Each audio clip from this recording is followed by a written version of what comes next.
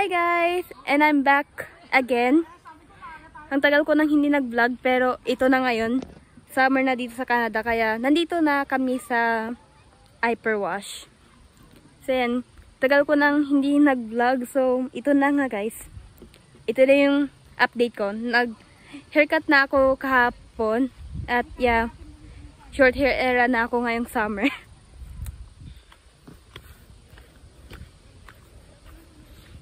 Kakarating lang namin kanina lang.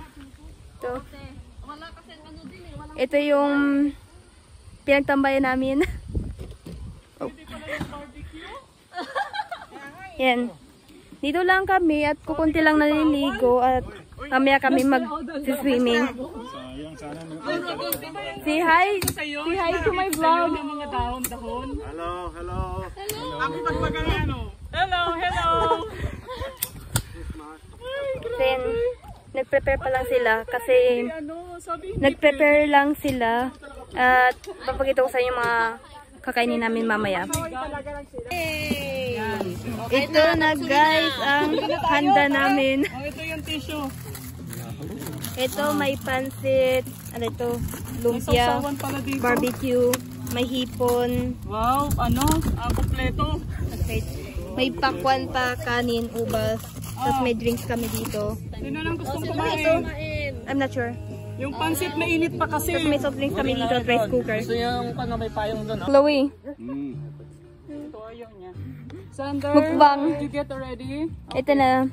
Kakain ako muna bago mag-swimming. Tatlo kasi anak namin. Extended. Oo. Ito, pansit yung menda ko ngayon. Ha? May grill. Nasaan? Sorry mo. Nga. Buti naka-barbecue ka pa. Wait lang, nakalimutan ko na ano, time lapse.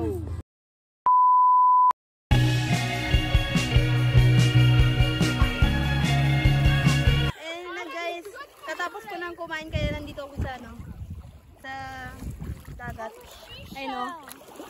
Medyo malamig siya ngayon dito pero hindi mabato, which is good dito sa beach na to kasi pag umapak kayo dito, purong sand lang yung mapakan nyo. Kaya medyo soft lang siya pag dito kayo.